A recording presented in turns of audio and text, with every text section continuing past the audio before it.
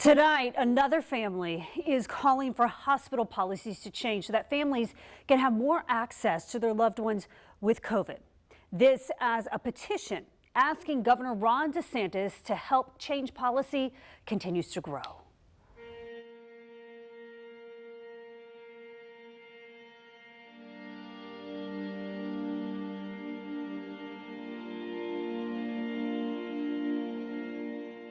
Where do I start? Just everything I wanted to be. COVID robbed Peter Roberson of his healthy 50-year-old father. Weeks later, it took his 44-year-old uncle, Paul Sampson, who was a pastor in Brooker, Florida. And the very next day, he lost his 71-year-old grandfather, Gene Sampson, a retired firefighter who lived just a mile from Peter and his parents in Orange Park. It seems like the men in our family that were needed the most, that were relied on the most, that did the most, were the ones that passed. Just been horrible.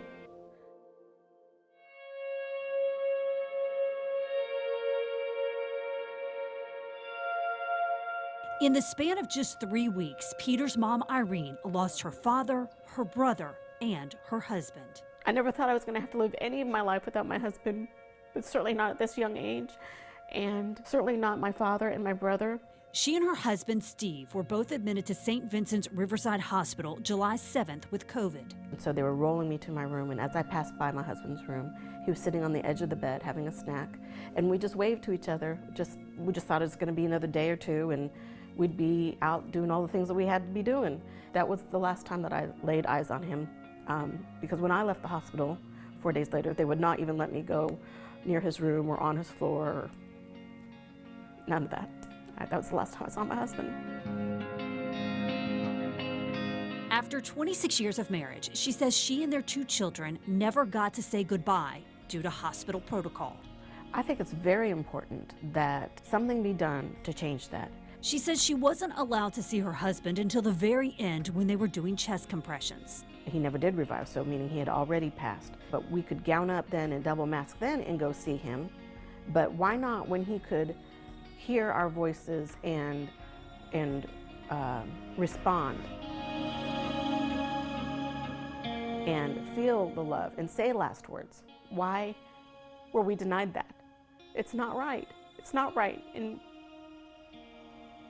it's important to the person in the hospital, probably more than they even realize it, but it's also important to us who never got to say goodbye.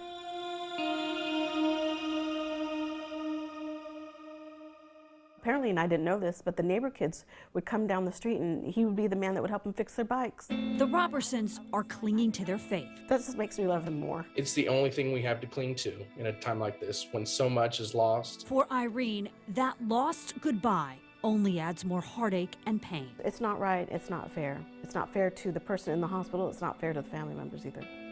As Peter starts his first year of college, he holds tightly to memories of his grandfather, uncle, and father, feeling both their presence and their absence.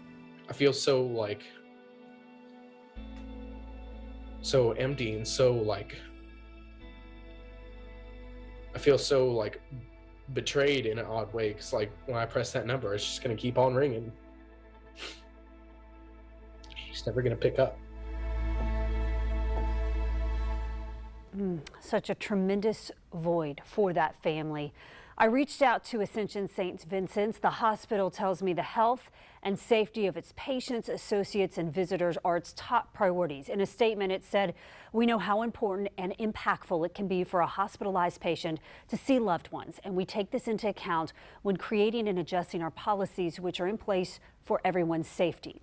It went on to say that our policies are also in alignment with clinical best practices used by many hospitals and health systems locally, regionally, and nationally.